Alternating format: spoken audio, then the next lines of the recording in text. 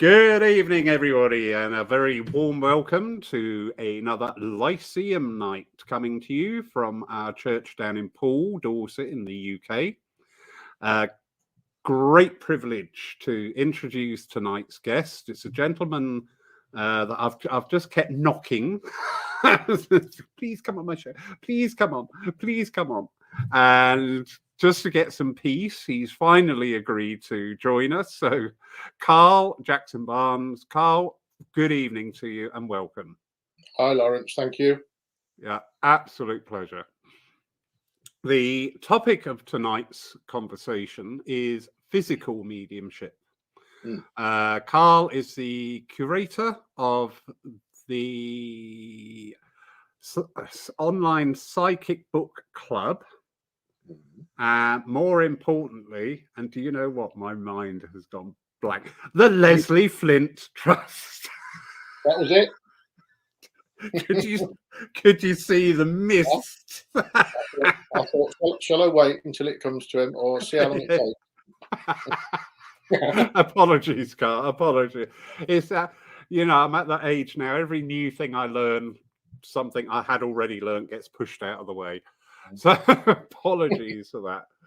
Karl, great pleasure to see you. Welcome everybody who's joining us wherever you are. Thank you for joining us. Please remember, these nights are very interactive. They are designed, and all our guests display their passions, which is beautiful, and sharing that passion with you. So if you have any questions, please just type them in. And remember, what I always say, no question is daft if you don't know the answer. And nobody comes onto these sort of events and talks about things without having a history of asking questions. So, just join in. But Karl, sir, I'm going to hand over to you because you have an opening part that you have prepared, which is me shame. I've made a few notes. I thought, well, it makes life easier, certainly for me, and it's just a bit of an introduction because I don't know who's listening, and I don't know whether they know about the subject of physical mediumship or they know nothing about it. And it's just a basic outline, and maybe we can go into questions and what have you after. It's only a minute or two. Absolutely.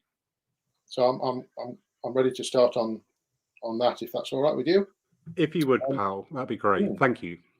Basically, what is a physical medium? Well, we know that a person in the spirit world can use a medium in different ways. Most mediums help a spirit person to pass on a message to someone on earth using a mental process like clairvoyance or clairaudience, and that's mental mediumship. Sometimes a medium can go into a trance-like state to allow a spirit person to speak through them. This is another mental process called trance mediumship. But a physical medium is different. Under the right circumstances, with the right training, a physical medium can allow a spirit person to use them in other ways. One physical medium might be trained to allow a spirit person's face to be seen so that they can be recognized and observed by anyone in the room. And this is called transfiguration mediumship. And the medium's face actually changes to resemble the spirit person. Another physical medium might be trained to allow a spirit person to be heard through a spiritual voice box, which can build up in the room for spirit people to speak through. And this is called direct voice mediumship. And the medium doesn't speak at all. It's the spirit who does the speaking. Another physical medium might be trained to allow a spirit person to be seen and touched by people in the room. And this is called materialization mediumship. And a spirit person might materialize completely, or just enough to show their hands, or perhaps only their head and shoulders. Also, sometimes a spirit person might want to produce a gift or a significant memento for a person on earth. These are called apports, and a physical medium might be able to allow these items to appear in the room. But generally speaking, for a spirit person to interact in any way with the physical world, they need to find a physical medium. There we are. Indeed. Indeed. And it's as easy as that, folks. Yeah, it's not. That's the thing. Uh, Sorry, you go. yeah, love that presentation. Thank you very much. We go back to the first one with the transfiguration. Mm. Now, we have transfiguration, and we also have what's called overshadowing as well, do we not? Yes. So could you give us a rough idea of what is the difference of those two forms of mediumship, please? Well, the first thing I will say is that I'm not an expert. I'm really not. I've had my own personal experiences of different kinds of mediumship, physical mediumship, transfiguration in this case. And I can only give my own point of view and what I've learned. Somebody might correct me and say, well, no, you're wrong. It's this. But from my point of view, I'll say that as far as I understand it, overshadowing is when a spirit person will influence another so that they are seen to look different. A clairvoyant person might say, well, you just look like somebody else just then, you know. That might be the spirit person overshadowing, giving an impression of their features, but they're not actually changing. It's not in a physical mediumship kind of way. It's not physically making a change. In transfiguration, as I understand it, you have the trained medium who allows the spirit world to build a mask over the face from a substance called ectoplasm, which once it's there, once it's formed, everybody in the room can see it. You don't have to be clairvoyant. You don't have to have special goggles. You don't have to have any kind of night vision or any kind of thing. If you've got a transfiguration medium working to an audience or in a private sitting even, the physical changes to the face and sometimes other parts of the body, the hands or what have you, can be seen by everyone and can be photographed. Overshadowing, I would say, is more of a clairvoyant thing. You sense it, you see it, you feel it. That's how I see it anyway. I love that explanation, and it fits very well. I have seen overshadowing where myself, and I'm not bigging myself up here, it was myself and another medium in the church had seen what was occurring. Yes. Nobody else did, which I found really interesting. Oh, yes. So we were seeing clairvoyantly a very distinct, in fact, there were 3 faces on this medium. Yes. And saw it very distinctly, very clearly. And I looked at this lady who was sat in the congregation, and she nodded with her eyes wide open. And I thought, oh, thank God it's not me. But afterwards, I found it interesting that other people hadn't seen it in the DEM. However, and I like, you know what, you just said something there, and I thought that makes a lot of sense. Right. You can photograph it. Oh, yes.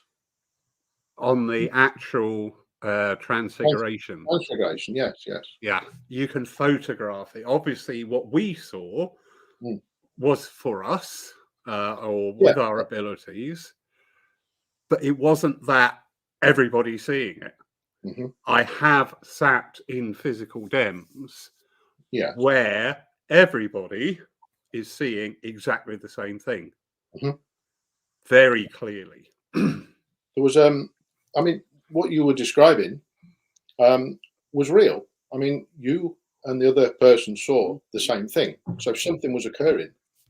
But as you say, it wasn't in a physical sense. It was more of a, a mental sort of picture that you were both picking up, perhaps on the same vibration, that kind of thing. But there was an example of transfiguration that I just find bizarre.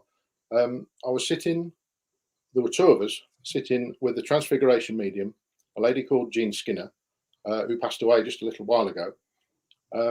And we both saw her face change, but we both had different experiences. In the car, going back home later, we both said, oh, well, from there down, it looked like such and such a person. And then the other person said, well, from there up, it looked like somebody else. So during that one, I mean, her face in the past and with other transfiguration mediums. I've seen the physical features change, and you can move around and you can look at different angles, and the features are different. You know, it's not like a projection on the front. You can see the edge to it. You can have all kinds of features show up. The nose can be bigger, the mustache. You can have a full beard. You can have hats and different hair and all the rest of it. But on that occasion, me and this other chap was sat with Gene Skinner. We both saw different faces at the same time, but didn't talk about it till after. So I thought I'd seen one person. He thought he'd seen somebody else. But at the same moment, we've both seen two different faces. It was quite interesting. It's the intelligence of spirit, isn't it? Well, I suppose it's like an abbreviation. They had one opportunity to come through. So two faces were made to be seen at the same time. Yeah, I love that. Where I was privileged to see full transfiguration, it was a lady medium demonstrating, and the woman next to me nudged me and she went, "Why has she put a moustache on?" And I went, "She hasn't. Just just go with it, love. Just go with it." Yeah. But she's got a moustache. I said, "Shh." I said, "Oh God, we seriously need to vet the attendees to these." But yeah, that was amazing. Lovely comment here from the lovely Jen Stevenson, who keeps flooding me with all sorts of strange and humorous posts. And she's just saying, I've sat in circle with Gene Skinner as well. So Jen is up in Concept. Oh, yes. Concept, which is got its first smatterings of snow. So enjoy that. But on that transfiguration theme, just for this time, they're probably going to get hung, drawn, and quartered here. There is sometimes such a desire to see things that may be because I'm referring to when we have the red lights under the medium's face. Sometimes, I keep one foot on the floor, and maybe I'm just getting too old for this stuff. But I've seen dems like that, and people are saying, "Oh my God, I'm seeing these amazing things," and I'm thinking, nothing's happening. All I'm seeing is, the face is changing because the source of light is now here. So, I mean, on me, my nose would be even bigger than it is. Look like Concord coming into that. But that is the only change that I could see. So it's quite difficult because if you're sitting in low light, whether it be, I mean, it doesn't have to be in a seance situation. You don't have to sit in red light. You can sit with a candle. Or firelight or whatever it happens to be. And if you're with a transfiguration medium, you'll see changes. But if the light is always in the same place, if the light source, for example, you're going to see the same shadows all the time. But in true transfiguration, those shadows can either be taken into account and used by spirit, or they can just be obliterated and they just disappear anyway. There was an occasion where I was sitting with a trainee medium who was sitting for transfiguration, and we'd got red light, low red light, and I'm sitting there and I'm squinting and I'm thinking, can I see something? Is something happening? And there was nothing happening. I just thought, is it? Isn't it? And all of a sudden his face just disappeared and there was just out of focus, blur, nothing. Now everything else was in sharp focus, but the face had gone. The hair was the same, but it was almost like somebody put something over his face, and you couldn't see eyes, nose, mouth, or anything. And within 5 seconds, another face was pushed through it, and it was a face I recognised, and it really gave me the shock because it wasn't somebody I was expecting to see. It was an old friend who died in his 80s, and he pushed his face forward. I saw it, I recognised him, and he went back again. And then the blurred face of this training medium, just resolved back to normal again. And it's all happened within just half a minute, probably less. Wow, that is awesome. That is awesome. This is what it's about. When it's awesome, you never forget it. Exactly. Something slightly off topic here, but people ask me, I had a dream the other day and I don't know if it was spirit or not. And I said, if you can remember every detail of it, Yeah. you know what? You were in touch with spirit. Yeah. If, like my dream, wake up in the morning and just think, oh, God, what was that all about? This is the biological mind kicking in. But yeah, it does, doesn't it? Because going back to this transfiguration demonstration, as I'm talking about it, I can see it. I can see the medium sat there. I can see 2 attendants either side. I can see where the lighting was. I can see 3, 4, 5 rows in. It's just there. You never forget it. You never forget it. Lovely Jen talking about Jean. And Jean would transfigure in daylight and didn't use the red lighting circle. We would just sit in her living room. She was a lovely lady with a great respect for spirit, and I feel privileged to have sat with her. Completely agree. And completely agree.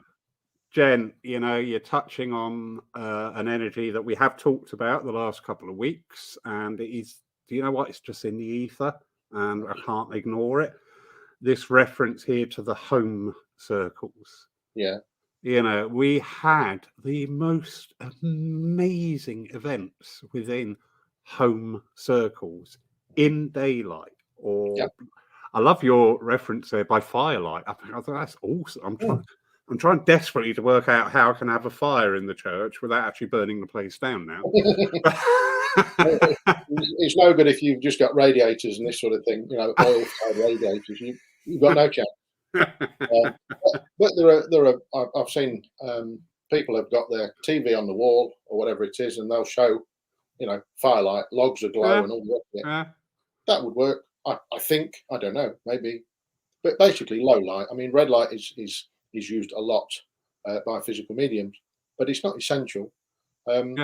Low light is enough, and I've sat with Jean Skinner, like the lady's saying there, with just the curtains closed. It's daytime, and there's just light filtering through, and the fire's glowing, and you can see anything and everything in the room. Everything's in colour. Everything's just normal. It's just a little bit. It's not so bright, and her face changed.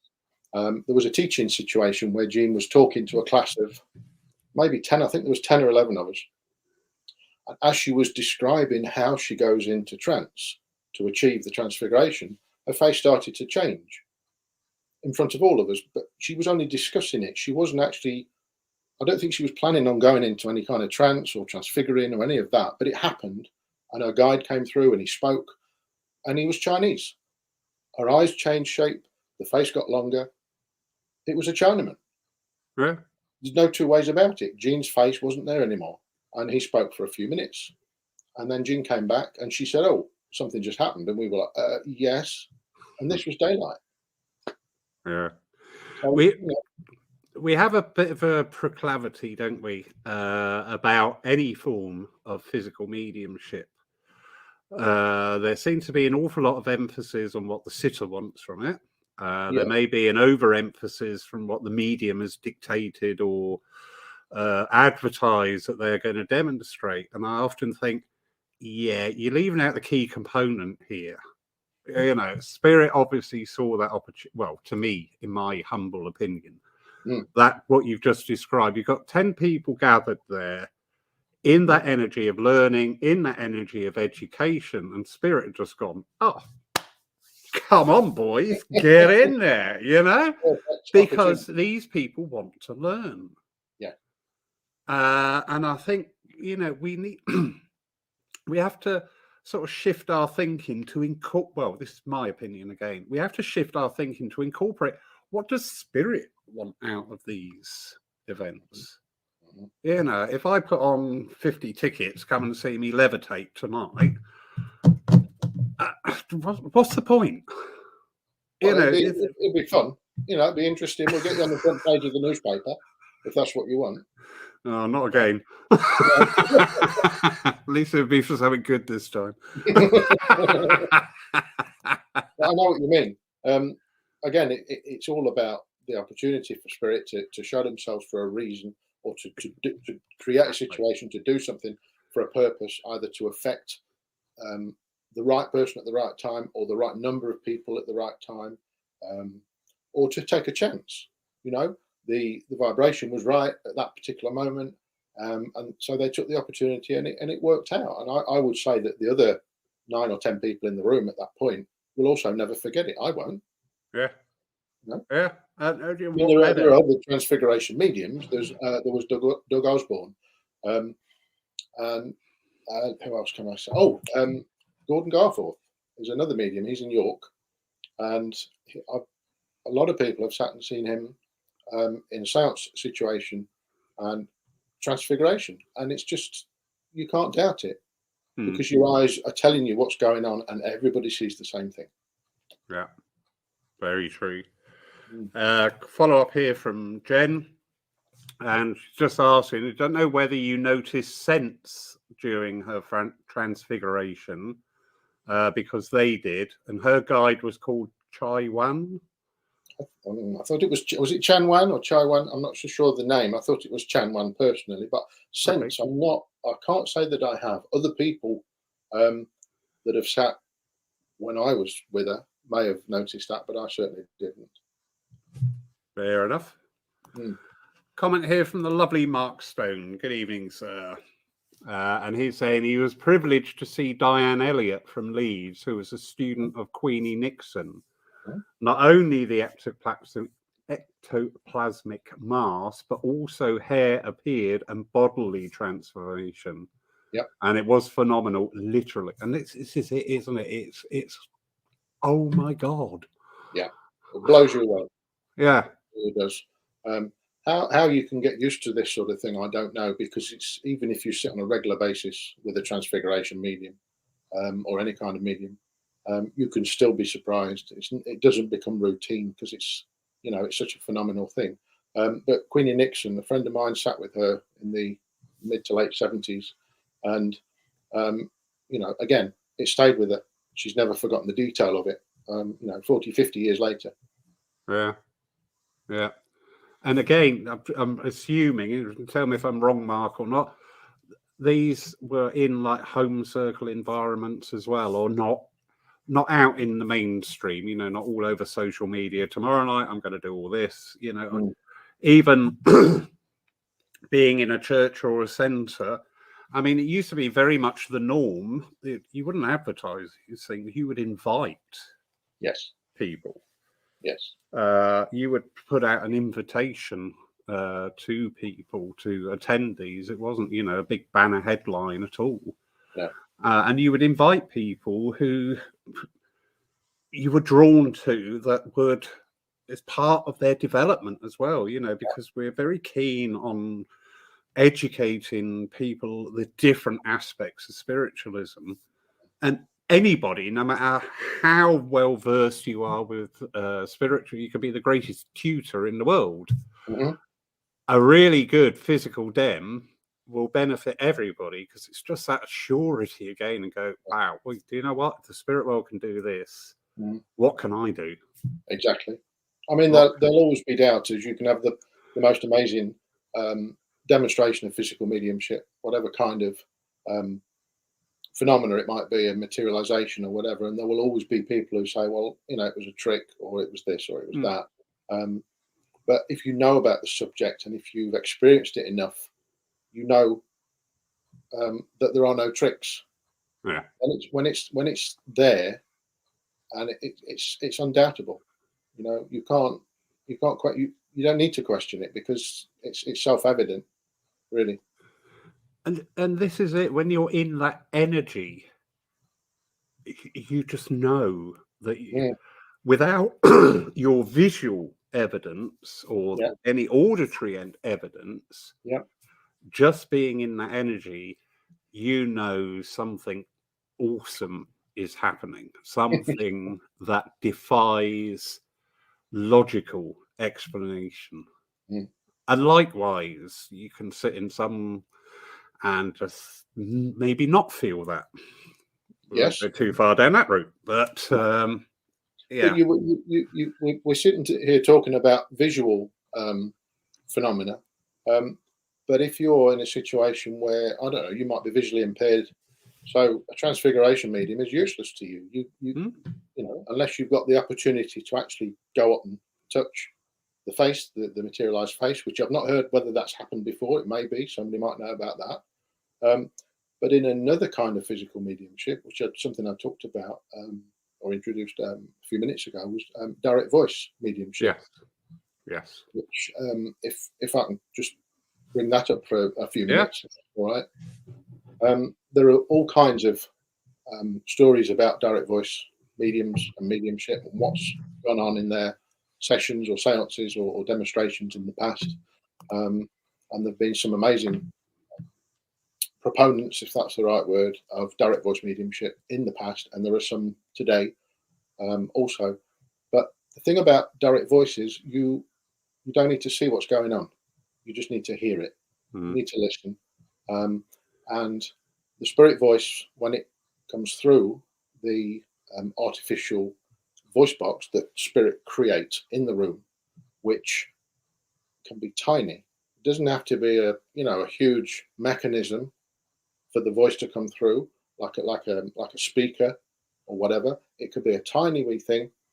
In a lot of physical mediumship demonstrations, you'll hear people talk about the seance trumpet. Well, seance trumpets seem to be quite popular. I don't know quite why at the moment, because people are buying them by the hundred. People are making them, manufacturing them. They're making their own. They're decorating them with fancy paper and all kind of colours. But the point of, I've actually got one here, if I can just show you. Yeah. It's this one. I think Scott Milligan made this, actually. It's another medium, but it's a cardboard tube. It's nothing more than a cylinder. It's got no mechanism about it whatsoever, but it's a tool that spirit can use. And traditionally, the artificial voice box can be created by the spirit world, and generally speaking, it would sit just inside the narrow end, and this would just act like an amplifier. So it's literally to increase the volume is nothing more than that. Thank you for that. Did you hear that? Oh, very clear. Spirit. I'm a spirit. So spirit will create an artificial voice box for themselves so that they can be heard. At their end, they're doing something fantastic. At our end, we just hear the voice. It could be a very low whisper, and if the guide or the communicator is very well practiced, it can be loud and booming, and people outside on the street can hear it. But again, there's no visual involved. You just need to be able to hear what's going on, and you can tape record it or MP3 record it, digitally record it, whatever, and listen to it again later. Sorry. Oh, that's all right. That's exactly what I was going to touch on there. If you go, anybody online, whether tonight or later on, if you look up the Leslie Flint Foundation and go on there, you can hear these conversations from spirit. But the thing to remember is that this was not given orally by the medium. In fact, in some of the tests that Leslie undertook, there was cases where the mouth would be taped shut, or was it? Somebody was saying today, funnily enough, in a conversation out of the blue, did he have a tennis ball or something in his mouth at one stage? Never heard that one before. Okay, he was on a few occasions he was asked to. This is a physical medium we're talking about called Leslie Flint that some people may not have heard of. He was born in 1911. He died in 1994. He was about 83-ish when he died, and he was a physical medium, a direct voice. An independent direct voice medium for 60 years. So from his late 20s up until his 80s. And I've forgotten the question. What was the question? It wasn't a question. It was more of a, just getting over emphasizing this point that the medium, it did not come from the medium's mouth. Exactly. In Flint's case, tight-lipped, and this voice would be there. Yeah. In Leslie Flint's case, he had been tested. On occasions, he would have coloured water in his mouth, lead tape, and then a bandana or something like that, and then the voice would come. People would record the audio, and he would then put the liquid back into the glass or whatever it was, and it'd be the same amount. So there's no way that the voice would be coming from his throat or from his mouth. But in general demonstrations, there could be anything between 1 and 25 different spirit voices come through to talk to the people present. And Flinty, as I call him, because I'm quite familiar with him just now, because working with the Leslie Flint Trust, putting a lot of the recordings together for people to hear. I feel I can call him Flinty and get away with it. But he would just chat along, or he would sit quietly and not pay attention if it was a private conversation between spirit and the person in the room, the sitter. But he would chat along with spirit if he was addressed, if somebody spoke to him, if his guide said, "Oi, what are you doing? What's going on? Stop coughing," whatever. And he'd say, "I'm all right. I'm fine. I haven't got a cold or anything. Leave me alone." So they would interact. So in a nutshell, you can have spirit voices, taking it back a step, spirit voices in the room through an artificial spirit-created voice box, which, generally speaking, would come through something like a trumpet, which I showed you a second ago, which would work as an amplifier. Now, in Leslie Flint's case, he didn't use a trumpet. There was no paraphernalia. There were no gadgets. He wasn't in a trance. He would be awake. He might be a bit dozy sometimes. He might be switch off. He might not be interested. But generally speaking, he would be wide awake. And the voices would come, and they'd be loud and clear a lot of the time, not all the time. But the voice box, created from elements of his own body, let's say, would come from his throat, and the voice box would sometimes sit on his shoulder, or it would move around. So the voice would go over to the voice box itself, would go over to the person in the room that the spirit would want to, speak to directly, especially if they were whispering and it was private or something like that. But this is rare. This is so rare. And there's a couple of comments followed by a question. I do want to bring the question in. So a couple of comments. Lovely Phil Shaw just saying he was privileged to have sat with Gordon Higginson for Direct Voice, in which several recipients heard personal messages from their loved ones via the trumpet. Similar to what you were saying, once seen, heard, never forgotten. Right. And he goes on to say he heard Leslie Flint give a talk at the College of Psychic Studies. Yep. How about direct voice? I can't even talk at the moment.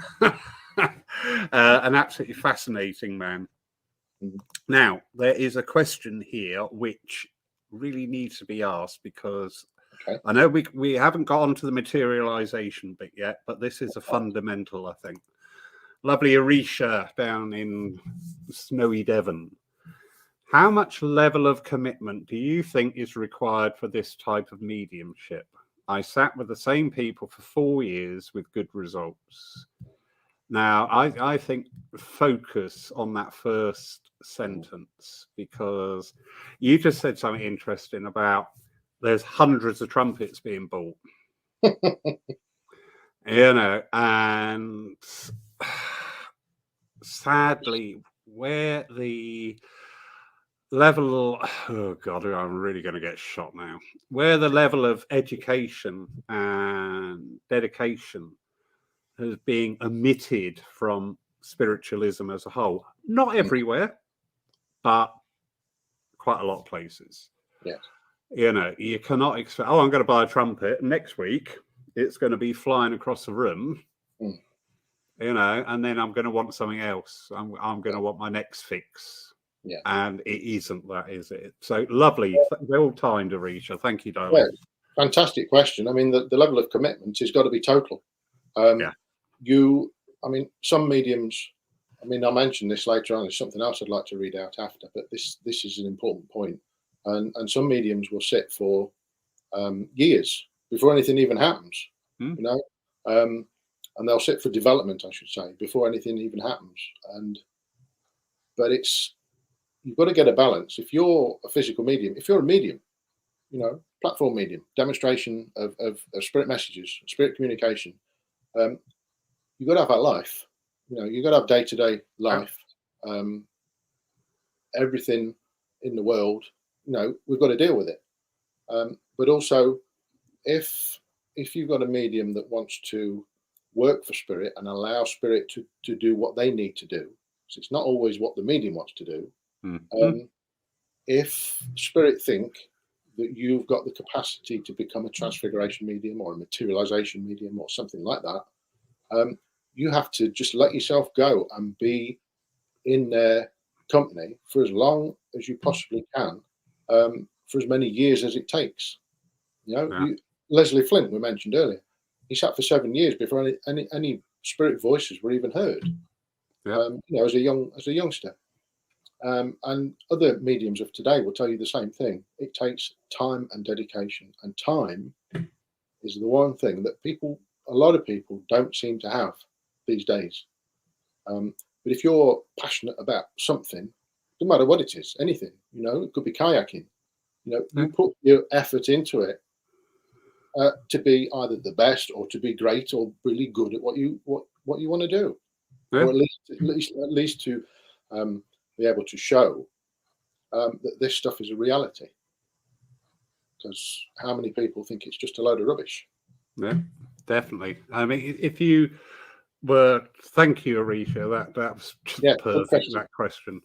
If you sort of like start dissecting that, number one, that ability has got to be with you.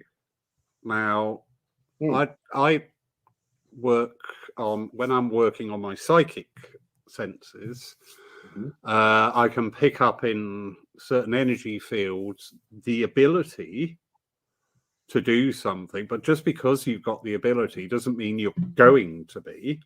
But that ability has got to be there to begin with. That's right. I've had people approach me asking about different practices, and just looking at them and gone, I just can't see it in you.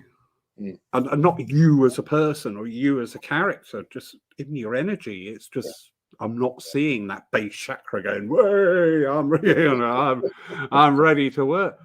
It's just not there. So, we've got to overcome what I want and what I can do. Exactly. I mean, enthusiasm is it's essential. But you need to be able to switch off and let spirit switch on. Because it's not about the medium. I don't care what anybody says, any kind of mediumship. The medium is the go-between. They are not the star attraction. They may have pulling power if they've got a popular name or lots of books or some fantastic skill or ability. But the work of getting spirit through to people on earth is about spirit and the people here. It's not about the medium. The medium is essential, but their character, their personality, their ego, their wherewithal, everything about them needs to be put to one side so that spirit can do their job and get through. Really. Yeah. In the introduction to a book of Red Cloud, the guide himself describes a process over 7 of our Earth years of him changing his vibrations to be able to interact on the physical plane. But then there was several more years finding that medium where he could actually work through. Now, because spirit are crafty little monkeys at times, you think you've got them, and then you just throw you a curveball and you go, oh, right, okay, fair enough. It's not only has that medium got the basic ability, that psychic ability, that energy field, whatever you want to term it, it's also, will they present that dedication? Are they of that mindset to really enhance their skill? And also, once they've gone through that process, are they going to be in that position to share it intelligently? Yeah, so there's just so much going on. There are so, as other mediums will tell you, it's there are so many variables. You know, Yeah, there are so yeah, many issues or parts of the puzzle to get right and to put everything in the right order before it can start to work. So if Red Cloud's taking 7 years to learn what he needs to learn, and then more years before he can align himself with the medium, yeah, it's going to take years. So yeah, anybody that comes along and says, "Oh, well, I'm a physical medium," or "I'm a medium," and "Oh, are you right? Okay." And I did a couple of classes. I did a couple of workshops at some fancy place and paid X number of pounds, dollars, whatever. Well, yeah. that's all very well, but what can you actually do? Having learned all this stuff, and how much are you putting into it, and what are people getting out of it? Um, what difference can you make in Exactly, somebody's life? Really, because exactly. that's what it's about. It's not a frivolous thing. It's a really, I always take it very seriously. I mean, I have a lot of joke with people about all kinds of mediums and mediumship, but it's a serious business because people's lives can be changed. Incredible. Yeah, exactly. And that to me, and especially at this time, one of the greatest things that spiritualism offers people, and this is my philosophy, my understanding, is hope. Because God knows we need it after the last few years and what we're going through and what's to come. Yeah. And that hope is just so sorely needed. And whether that comes through mental mediumship from the platform, through healing, Yes. or through that demonstration, that surety that if you see or hear something that goes beyond your explanation, you're just going, do you know what? This life ain't it. There is Exactly. more. So Exactly. what can I do now? Yeah. Can I bring up another subject? Something I mentioned earlier. I was hoping you might ask me about it, but um, there's another aspect of physical mediumship that seems to be quite popular at the moment. A lot of people seem to be talking about it, and that's apports. Well, Yes, um, if I can just have a couple of minutes just to say please something do. about that. Please do. Thank you. What did I say before? Let me look at the words I used. Let's see. Here we go. Yeah. So sometimes a spirit person wants to produce a gift or a significant memento for somebody, and a physical medium might be able to allow these items to appear in the room. Well, yes, apports are usually something of significance, and they're quite rare. And it's quite rare to go into a séance or into a session with a medium, physical medium, and then come away with something that wasn't in the room before, that the medium didn't just pull out of their pocket, or out of their handbag or whatever it happens to be. It could be, a cut flower that's on a long stem that wasn't even in the room. Yeah. Um, Yeah. and that's a gift from the spirit world for the person in the room that's come through the mediumship of the medium in the room. And it's a gift that you can take away with you. And it's special and it has a meaning. It could be the flower itself could have some special memory attached to it. The color could be important. Could be the name of the flower. It could be an iris, for example. That could mean Mhm. something more than just there's the flower. I mentioned Jean Skinner before, the transfiguration medium. She told me about some flowers that were apported. I think there were yellow roses. There was a bunch of yellow roses apported at a séance that she attended, and she kept them. And she kept them for years because they dried. They didn't die, and she just kept them because they had some deep meaning for her. And this is the thing about apports. They Mhm. can be frivolous, they can be amusing and funny. And I've got 2 or 3 apports here that I'd like to just show you. Um, Yes, please. they might be fascinating, they might just be silly, I don't know. But I was leaving a seance room one time, and this was back when I smoked cigarettes, and I was heading out to the door to go and have a cigarette. Everybody else was in another room, nowhere near me. And something hit me on the back. Something was thrown and had hit me, and I heard it land on the floor. And I looked, I thought, what on earth? And it was literally just a wee piece of plastic like that, just came out of nowhere, and it landed on the floor, and I heard it land, but it was thrown at me.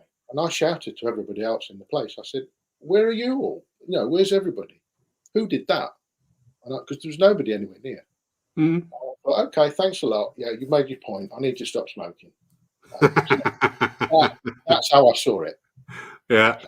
I went to a seance with Scott Milligan.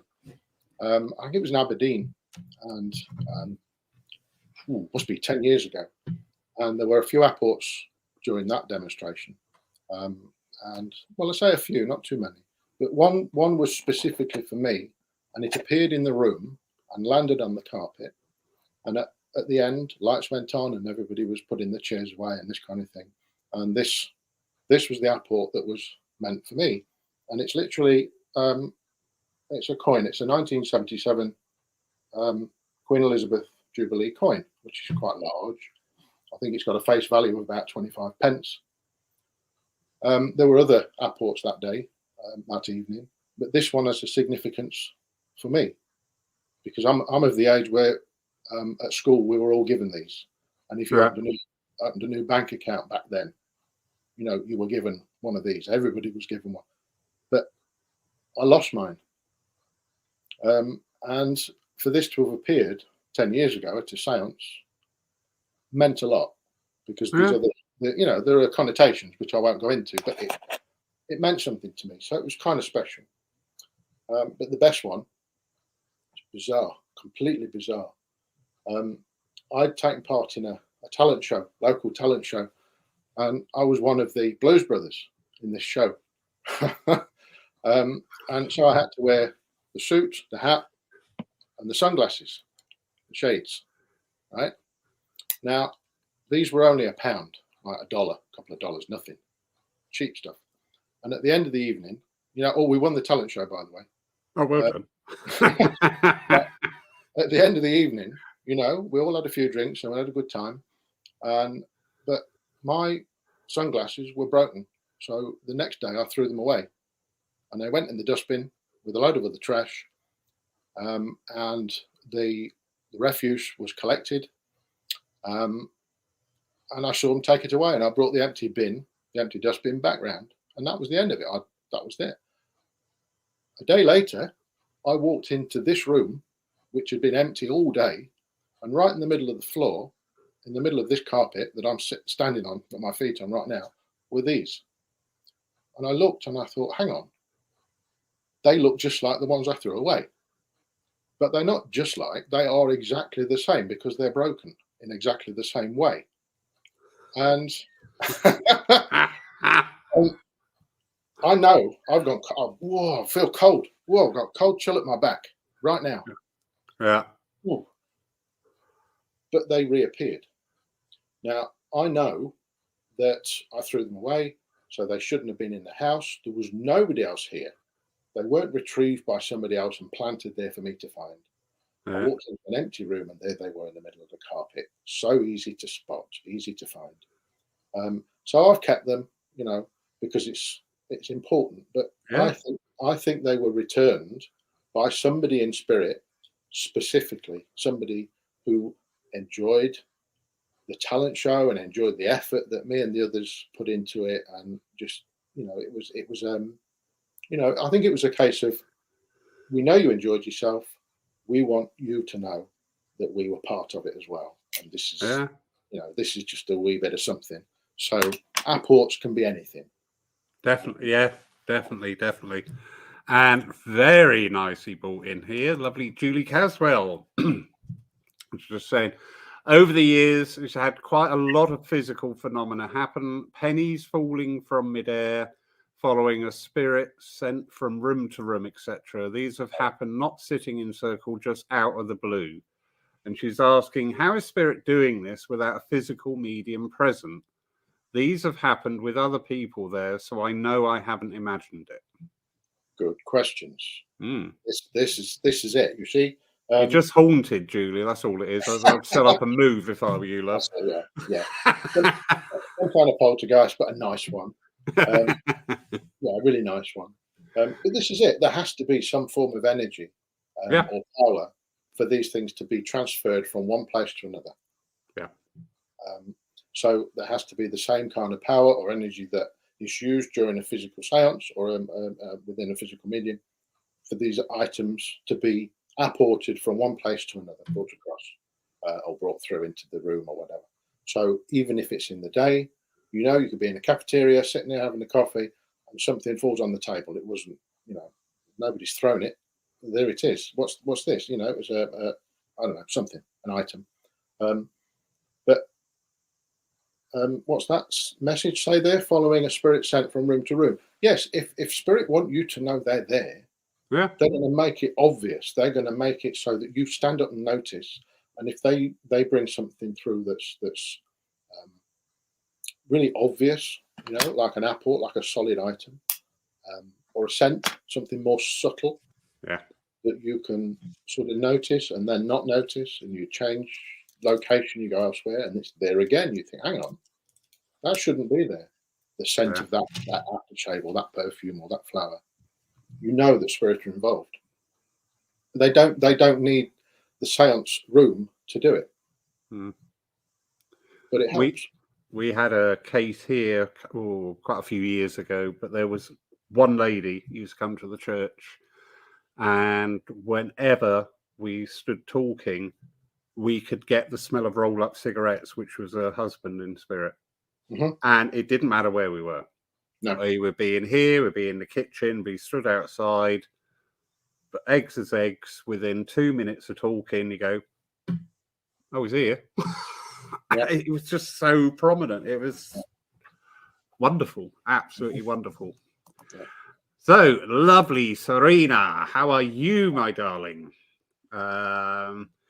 And she's saying, I have been experiencing physical phenomena for many years in everyday life and also partly in my healing work in terms of results. Can you tell me something about the combination of physical mediumship and healing? I love it so much when a person could be helped. Interesting. Good question. Well, again, with mediumship, on whatever form of mediumship, if you're allowing the spirit to do what they need to do, the medium is allowing spirit to work through them for healing. It can be on various levels. You put a hand on somebody's shoulder and then spirit will use you and it's healing. And that's just very simple. Yeah. But you can have a medium that goes into trance and allow spirit to work through them.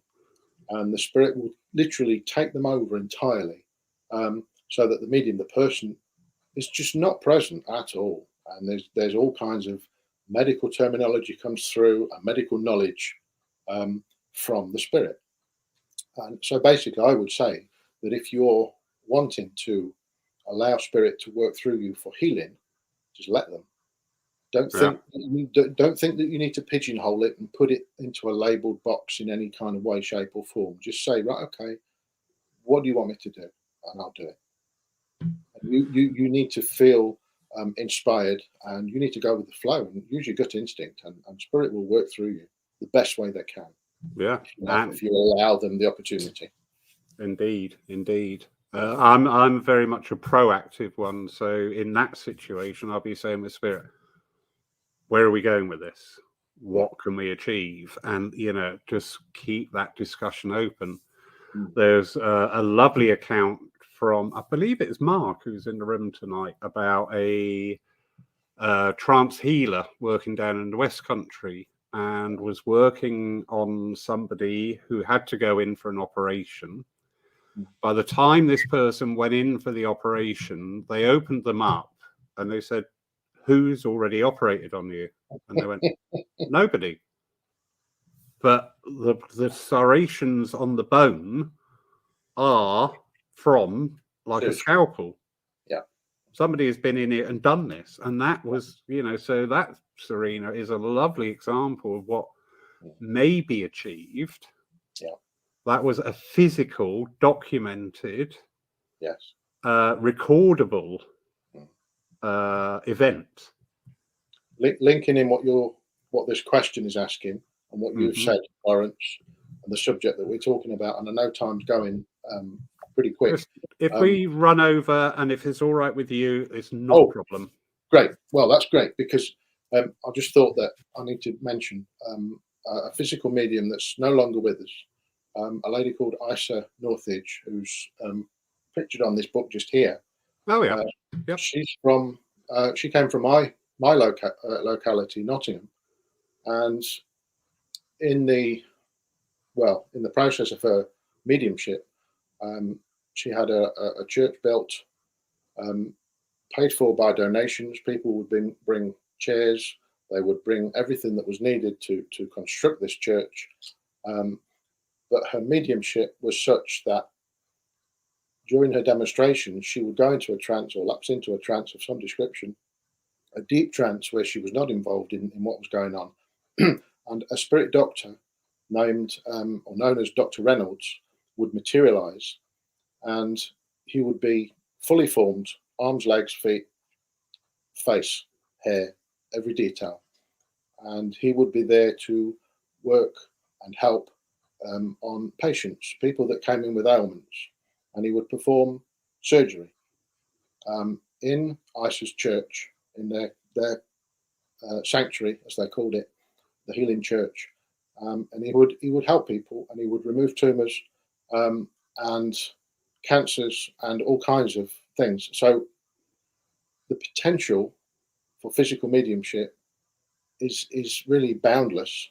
When you tie it up with healing, if the spirit are given the opportunity to work, they'll do everything they can. If we limit them and give them 5 minutes of our time, then all you've got time to do is put your hand on somebody's shoulder and say, "Oh, I'll give you some nice healing thoughts." That's great. I'm not saying that you need to spend 2 hours with the patient or with somebody to give them healing. You don't. But over years, if the mediumship is developed to an extent, there's so many possibilities. Indeed. And you use a lovely phrase there, if we limit them. Yes. Which is 99 times out of 100, that's exactly what's happened. Yeah. We're tapped into an immeasurable, immense, and absolutely awesome energy which doesn't know any bounds. So, Serena, I know you really are a passionate and dedicated healer. So I watch with great interest, my darling, to see where you will achieve, because I'm sure that the possibilities are limitless. All right, simply like that. I'll send you the invoice for the bigging up later. Arisha has come back and she's just saying, I believe spirit are attracted to mediums that have knowledge that they can work with easily, i.e. two mediums working on the same link will get different aspects, but both will be correct. Are we talking about mental mediumship? I think we are. Yeah, we come to. I think we probably are. There are two schools of thought. If I can just say something about this. Yeah, please do. There's a medium that the first medium I met years ago. She would say, "Oh, spirit don't want me to read books. Spirit don't want me to know about this and this and this. They don't want to educate me on spiritualism." So that from her perspective, her mediumship, her messages, the information that spirit were giving her was totally out of her memory, out of her mind. She'd got no concept, no idea what they were talking about. Mm-hmm.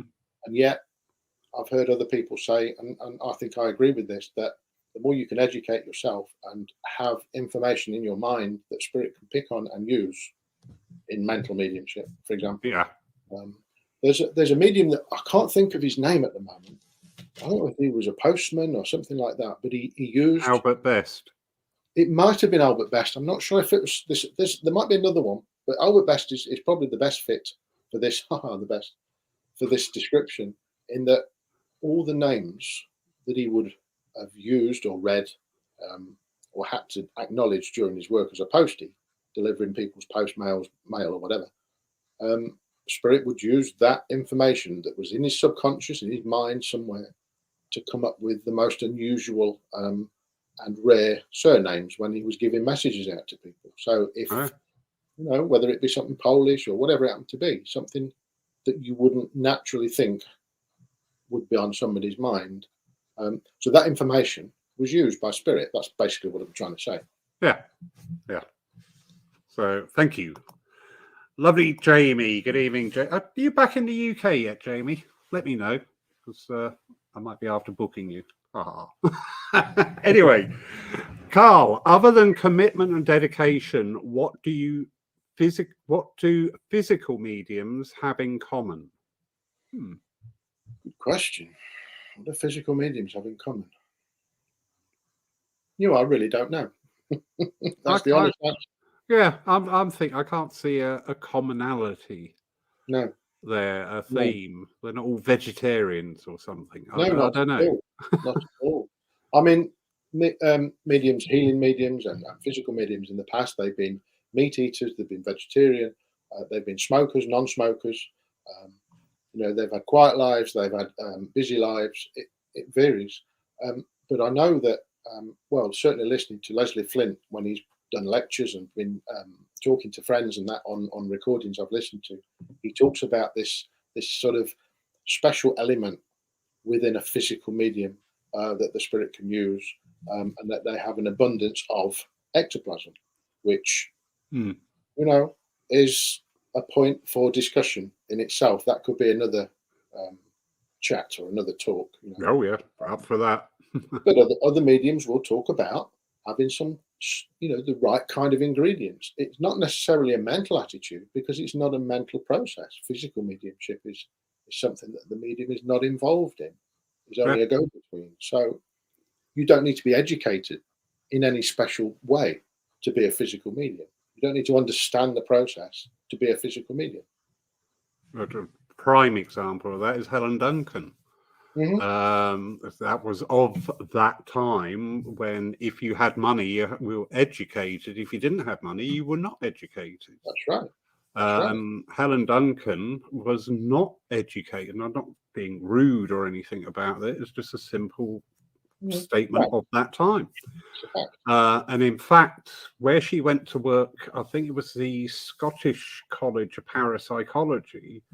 They were charging something like 4.5 guineas, which was in those days a lot of money. Yep. But they would only give her something like 6pence, because they didn't want to ruin her by suddenly giving her a lot of money, which I just did that as in an autobiography by, I believe, her granddaughter or something. Oh, yes. So, yeah. And sometimes I do think that maybe when you get somebody who's got a very structured mind, that can sometimes be a bit of a hindrance. But not all the time, because again, you are only that one link in the chain. It's what the rest of the chain want. I think you're right. I agree with you.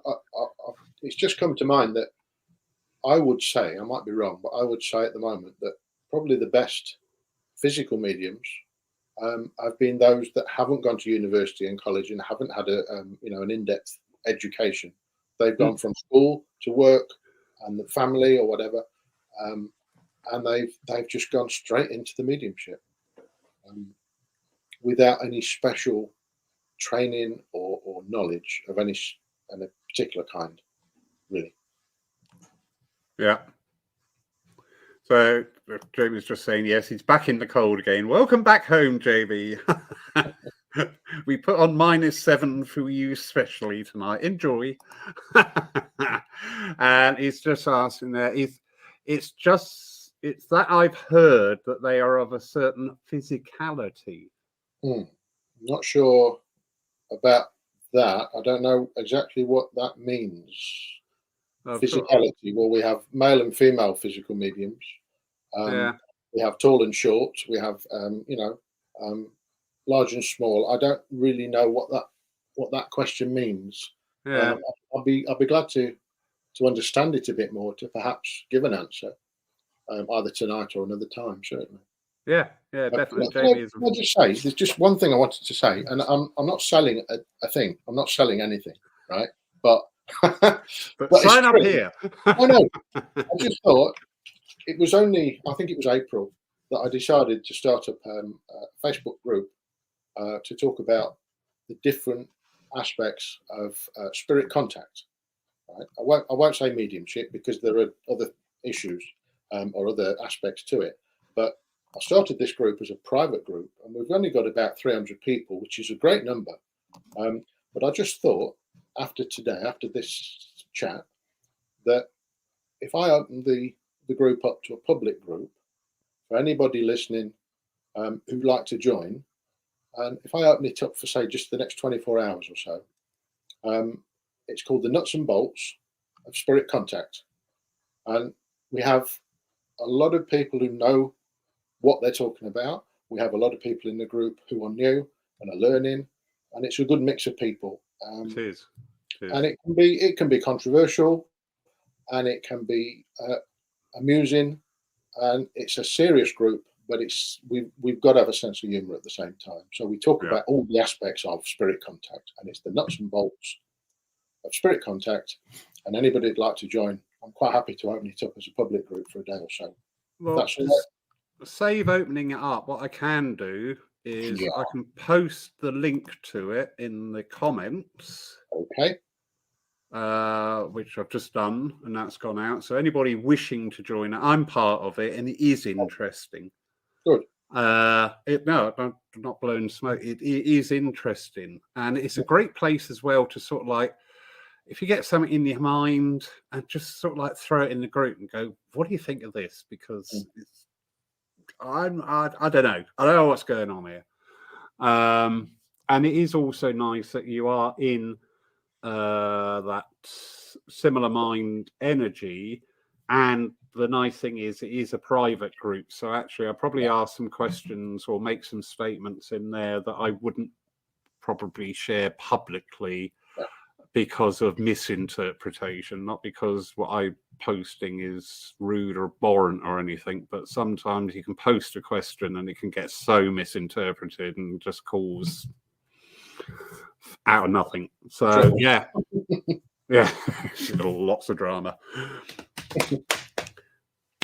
I've been following your list religiously that you gave to me, and you've just gone off at a tangent here, Mr. Jackson-Barnes. Thank you. Materialization. Yes, that's a good one. Yes.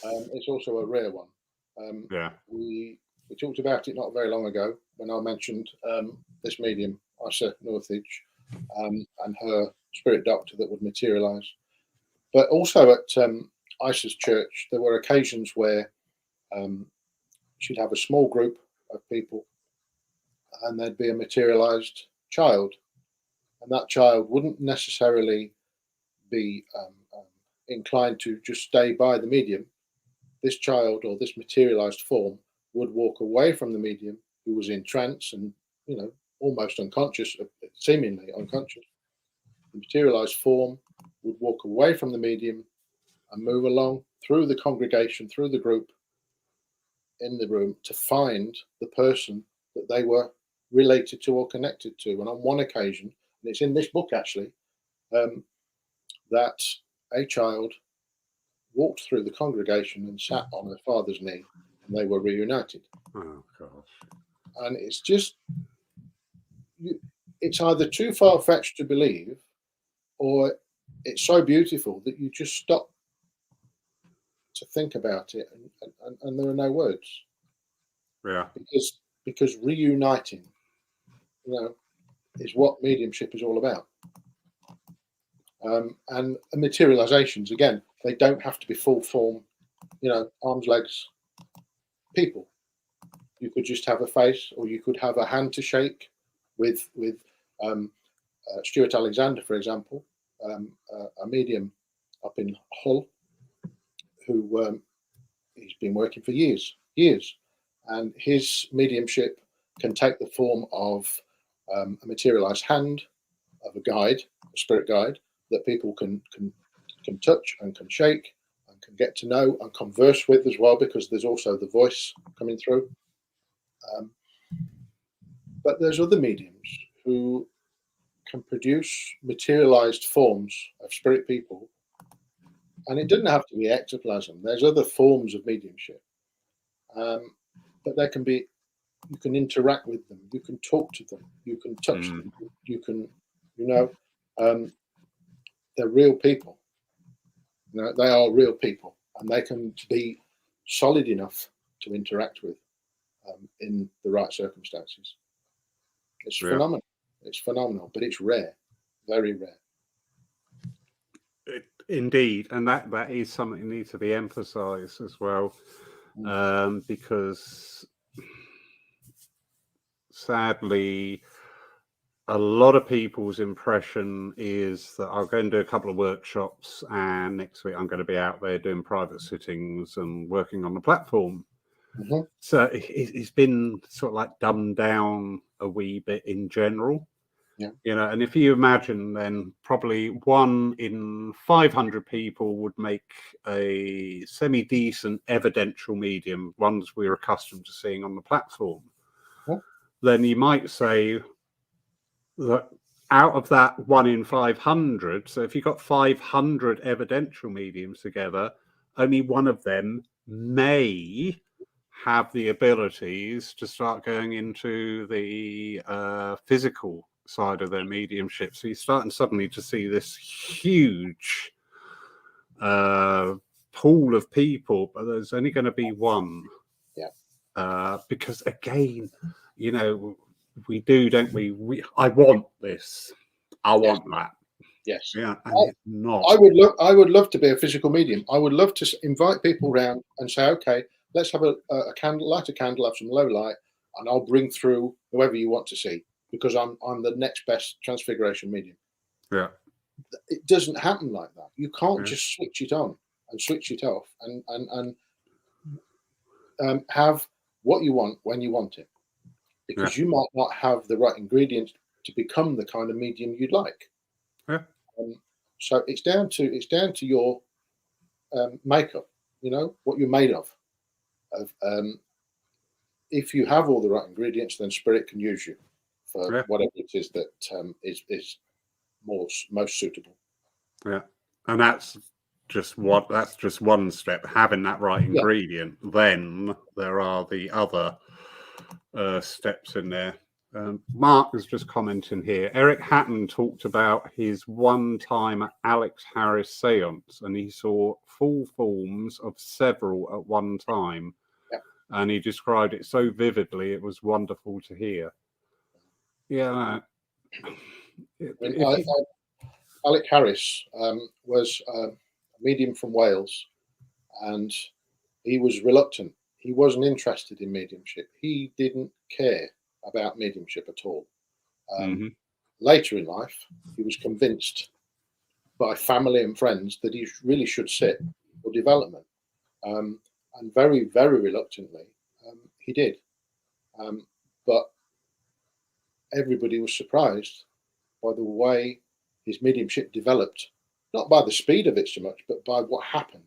And as Marcus said here in his message, talking about what Eric Hatton had experienced with other mediums as well, but certainly with Alex Harris, there would be multiple spirit forms, one after another, after another, after another, coming into the room and then going again. But they might not necessarily just fade into the distance, you know, or off into the corner. They may just literally melt into the floor and disappear. Yeah. And still be waving on their way down. Yeah. Until there was nothing left. Now it sounds, when you describe it in that kind of a way, it sounds almost frightening, almost a bit scary. Scary.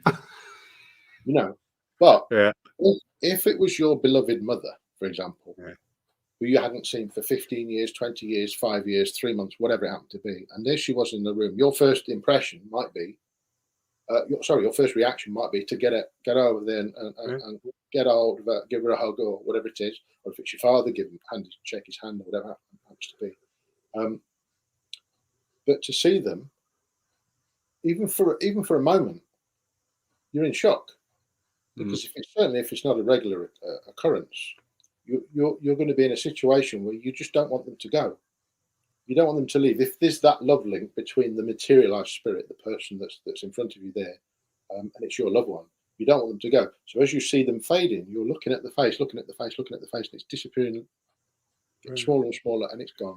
And there's just silence until the next one comes through. And with certain mediums like Alex Harris, just phenomenal. Mm. And again, with situations like that, there's,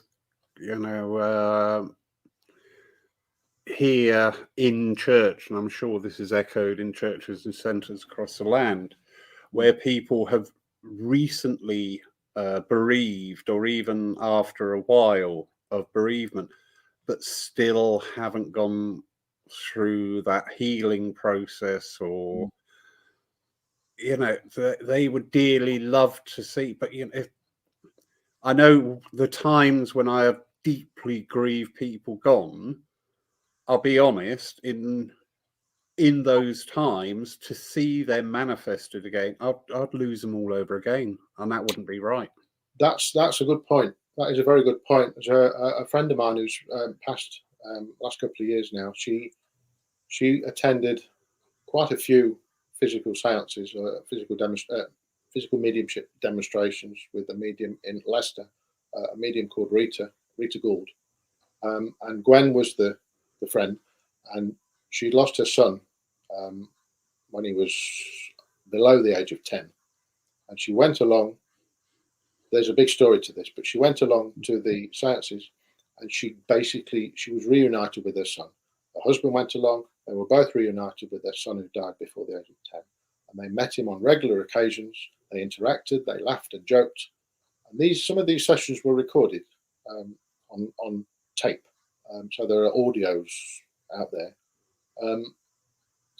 But Gwen talked about the loss, the second loss, when the seances came to an end, when she was unable to go to these demonstrations and be reunited and have a laugh and a joke with a little boy again, because it will come to an end at some point. So you can be thoroughly engrossed in the moment, and you may never have a second opportunity. So that, but I think the potential for healing, in that reuniting, and I think this is probably a good point to raise, in the fact that the grief, the pain, the despair in the hearts of people who have lost loved ones, when they are reunited through mediumship, whatever form of mediumship, the hope is returned. You mentioned hope earlier on.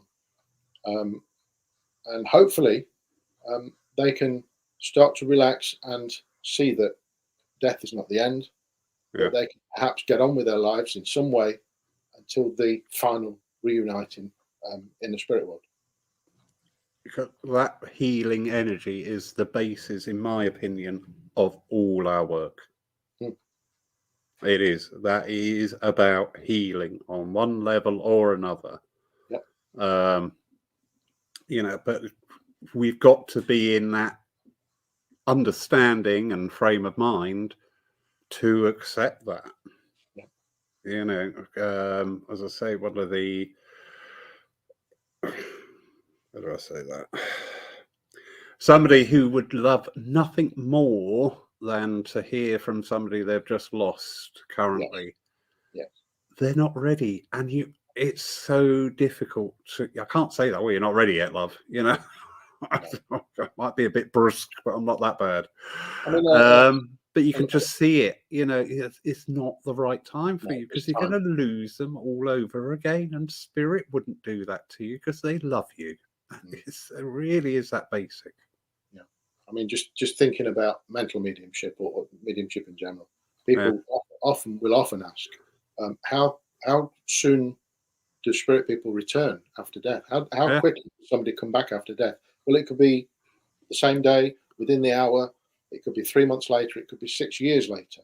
It all depends on the circumstances, the person that's passed away, all kinds of variables.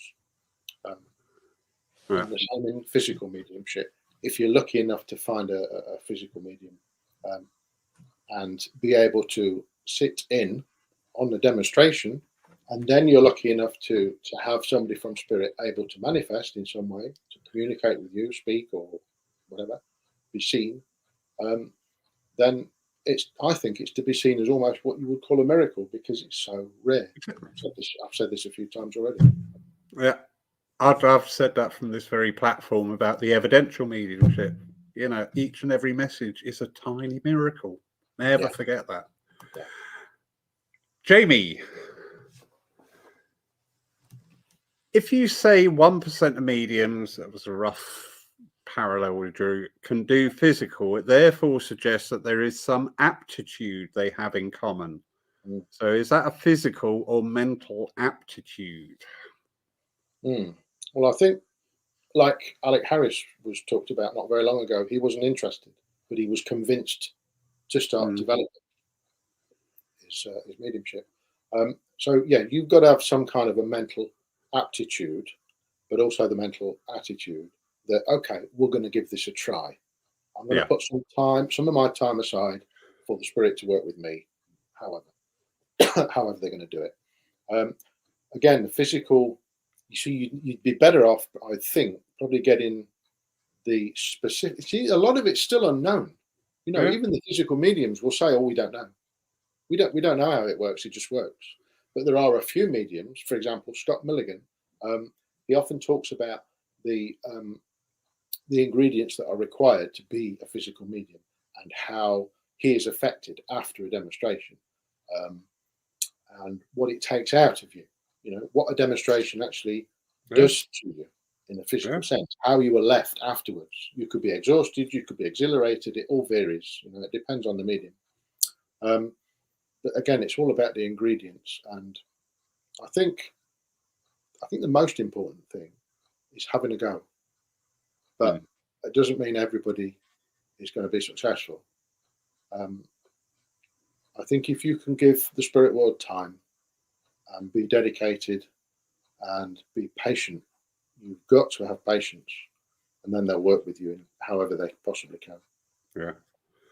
And it's I think sometimes that, as we touched on earlier, that a lot of people who come from just regular backgrounds, it just shows that element of free thinking.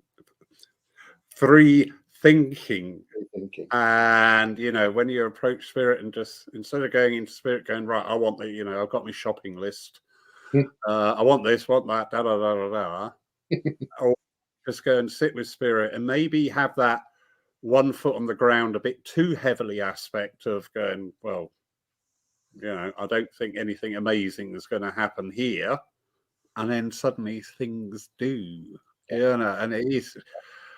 We know what spirit are like. They're little monkeys, as I said. They will throw things. I love with your apples. I love that come out of the garbage pan. They've either got this enormous sense of humour, or we are so misreading what they're saying. It could be that. We're going to find out one day and go, "Oh bugger! I thought you'd pulling me leg." We think we're right and we're not. Oh god, yeah. Seriously. But another aspect as well that we touched on briefly earlier on about the circle conditions for physical mediumship. I mean, again, we are seeing. We're being reminded so much at this time about what is achievable from home circles. We're not talking about going on a course. We're not talking about doing a workshop. We're just in a home circle. But the conditions for that, because I think I'm quite right in saying that if you had, say, a home circle of 5 people and you were the medium, the other 4 of us, we wouldn't be sat there for our development. We would sat there purely to add that energy to you to develop your mediumship. Absolutely. And you've got to have that harmony as well. Yes. In there. Sorry, I just had a thought. I think careful. It's only that I think a lot of the early home circles for the development of mediumship were family members, groups of husband, wife, whatever, brothers, sisters, or groups of friends, but close knit. They knew each other well enough. They didn't have extra people coming in every other week or whatever it was. It was usually the same few people who were interested in communicating with the spirit world, however they wanted to do that, however they chose to attempt that.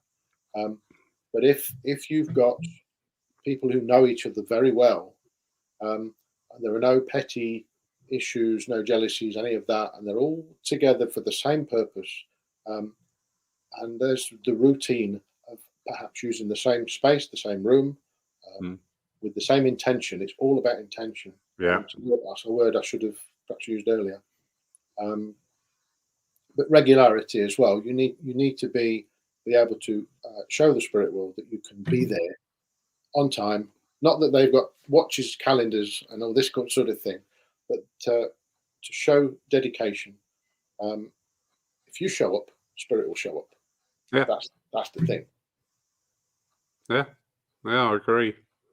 And not having that agenda as well. I've had that so I want to be, or I want this to happen.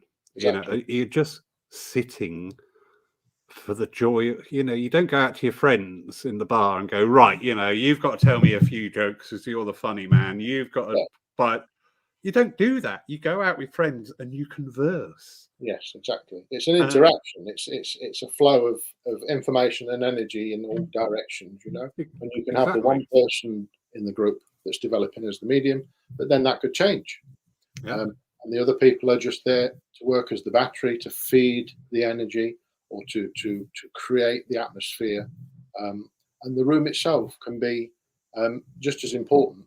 The space that you use, if it's purely dedicated, if you're lucky enough to have a spare room or some space, if you dedicate it to spirit, that can be your sanctuary, that can be your spot, your place, connecting with spirit, whether you're in there by yourself or with the same regular group of friends on a regular basis. Yeah, very, very much. Comment there from lovely Mark. Even sitters need to be without demands, otherwise that can scupper it all too. Yeah. And in the listening to the tapes from Leslie Flint, I not only love the voice of spirit and what was being said, but it was the sitters' interaction with these spirit voices coming through. It was like greeting old friends. That's right. There was this familiarity. There was this ease of conversation. Well, there were. Sorry, I just thought there were. Leslie Flint was a medium that sat for 60 years. He sat with thousands of different people, large audiences, small regular groups, or maybe just one friend. Where there'd just be the two of them. Spirit would speak, they would communicate, and a lot of these conversations were recorded. But there would be, for example, a married couple that would come every Wednesday to see Flint, but they would only converse with the one spirit communicator, which would be their guide, their spirit guide. They would have their own home circle, and they'd come to Flint to have the verbal conversation with their spirit guide. They'd have long philosophical discussions. He would sometimes even sound as if he was giving a sermon, but it was what they needed to hear. Another group of sitters might come along to see Flint, and they'd be family members waiting to hear from their daughter or their son who was in the spirit world. And with the right circumstances, they'd have that communication, and then they'd return and then continue the conversation on another occasion. So the voices became quite reliable. Flint had lots and lots of regular sitters who would turn up on regular appointments. There would be all kinds of people. There'd be a gentleman come in to speak to his spirit wife, for example, and he might travel miles to do so. But the good thing is that the information that they gave was verifiable. And Flint had been tested in all kinds of ways. The ectoplasmic voice box that I mentioned earlier that Flint had in the room that Spirit created had been photographed through infrared. So for me, it's undoubtable. Some of the voices sometimes can sound a wee bit strange. They sound like they're making an effort, like it's a strain or a struggle, and sometimes it was. And then on another occasion, the voice would be powerful and strong. Yeah. because again, that interaction relies on so many different angles. You know, some days we come bouncing into the room and bring it on, and other days it's like, be quiet, don't say a bloody word, otherwise, you know. So our own level of energy will have a significant effect in that. That's Multiply right. that by the sitters in the room, and you probably got other events as well. I always find, and a few other people have verified this, that coming up for Remembrance Sunday, it gets quite a heavy, dense energy around. So that's going to have an effect on your mediumship in whatever form that comes about. So there's so many variables there. There really are. Yeah, there are occasions in our calendar, as you say, Remembrance or Christmas or whatever it happens to be, that have those occasions have their own vibration, their own sort of feeling, and it can affect mediumship, and it can affect any kind of situation if you're dealing with the spirit world. Yeah. Karl. Yes. That was really good. Actually, I could keep going on about mediumship, physical mediumship, and talking for ages. I read a few words out at the beginning, and I've got a few words I'd like to read out just for this last minute. Please do. Please do. I was going to introduce that. I hadn't forgotten. So please do. just thank you. It's just a few points. I thought, I think we've covered some of this already, but the first line, we've talked about it already. Physical mediumship is very rare and very precious. A physical medium requires years of training and complete dedication for success. But even so, results are not always guaranteed or even reliable. Sometimes one medium is able to facilitate more than one type of physical mediumship during a single session. So you might hear a spirit voice, and then straight afterwards you might have a spirit materialize, and then another spirit might send through a little gift for someone, all within the same session. So, different mediums will have different combinations of mediumship. But there's been some great many physical mediums in the past, and their work is still a point of fascination for a lot of people. But there are not so many physical mediums in the world today, and many of them like to keep their sessions private or by invite only, which is something we've talked about, although there are a few today that like to demonstrate to the public.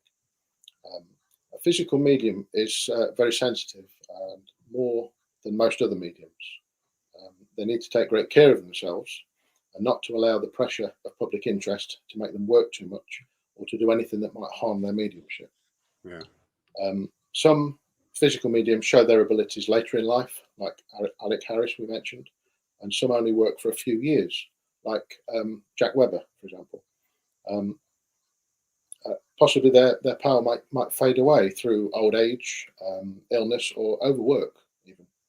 But the results of a session with a genuine physical medium are usually unforgettable, and unlike any other experience you could have.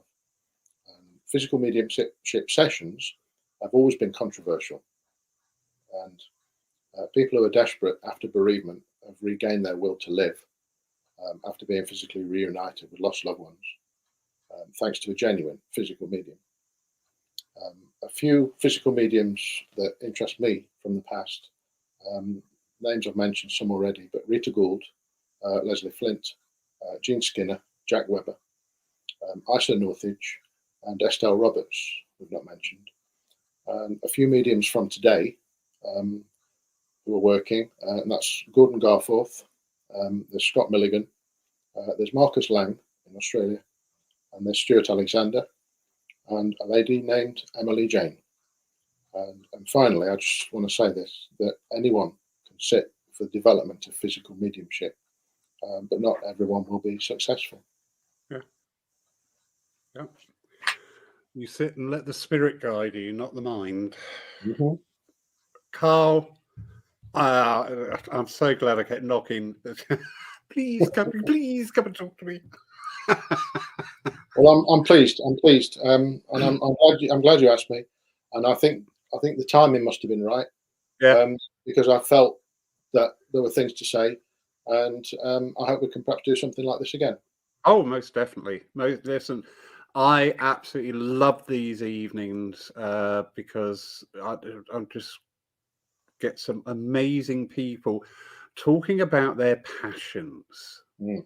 Do you know what I mean? None of these evenings are a dry, sterile lecture. They get very engaging with people watching and also the guests on there, and it's just amazing. And I've just loved tonight. There were some really good topics.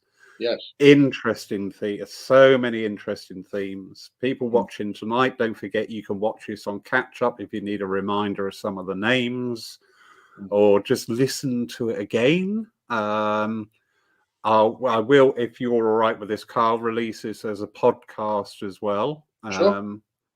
They are invaluable because you actually listen. You know, Yes. you're not having to think, oh, I've got to find an hour to sit down and watch something. You can actually just have it on, listen to it, and take it all in. Wonderful comments coming in. Thank you. Lovely Jen. Thank you both for a fascinating evening. Thank you. Lovely Mark. Brilliant evening as always. Thank you, Mark. Checks in the post, mate. His favourite topic too. Thank you both again. Phil Shaw, very enlightening. Lovely Serena, thank you for greeting it. Yeah, it just goes on and on. That's good. That's good. Yeah, fantastic evening. La la la la la la la. Oh, lovely Marion. Hello, Marion, darling. Interesting discussion. You know, and it's just, you know, we didn't want the last 2 years to happen, but they did. And you can do one or two things. You can go and stick yourself in a dustbin and never come out again, or just go, well, do you know what? What can we make out of this? And having these evening discussions is really working well, because we didn't have this outside of the college or other places where we could. I would say I think we've been forced to use technology to keep in touch with people. So I've avoided it really as much as possible, because I'm not keen on the camera. Well, you've been a natural tonight. Yeah. Okay. Point taken. Thank you. But you've communicated. You're at ease. And again, as I say, when we have these talks like that, it's about letting that passion go. And once we get into that energy of, this is where I am because this is what I've learned so far. Yeah. And the wonderful people online asking and joining in the conversation. Some great questions as well. Really good. Yeah. Well done, everybody out there watching. Really appreciate that. Yeah, so well done. Next week's Lyceum, as it will be the last one of 2022, I'm looking to do something a little bit different, but I can't say it yet until certain people confirm. But there will be a Lyceum next Saturday. Who's on and how it runs? Yeah, we'll go with the energy. But yeah, Mark was just saying there's all been a big learning curve since COVID, but look what wonderful things have come from it. And these times have just been great, absolutely great. Anyway, everybody, you have a wonderful evening. Don't forget, if you're in the area and want to join us tomorrow here live in church, we've got a family gathering. Family gatherings session on tomorrow, which is not a church service, is not a demonstration of evidential mediumship. It is community time. We have tea, coffee. Somebody's baked 2 lovely cakes. I'm like, take them away from me, please. Well, if you weren't 500 miles away, I might pop in. But we draw on our own church family to give us talks. The lovely Ted, good old Ted, is going to give a little talk to us. But it's really important building up that community. So that's tomorrow. What else we got coming up? Oh, lots of things. So yeah, if you're in the area, if you want to know more about Paul Church, please just Google Paul Spiritualist. Have a look at our website, and you'll find a full list of everything that's going on, plus links to all our social media accounts, and our podcast channel are all on there. So everybody have a great night. Yes, Julie, I have some lovely sausage rolls. The bloody cat stole one tonight. What is that noise coming from behind the curtain? I pulled the curtain back. Sausage roll in a gob. Oh my goodness. Yeah. Karl, if you want to say good night to everybody, you've been Thank you. absolutely puckered tonight. Thank you so Enjoyed much, it. sir. All the best. And you. Good night, everybody.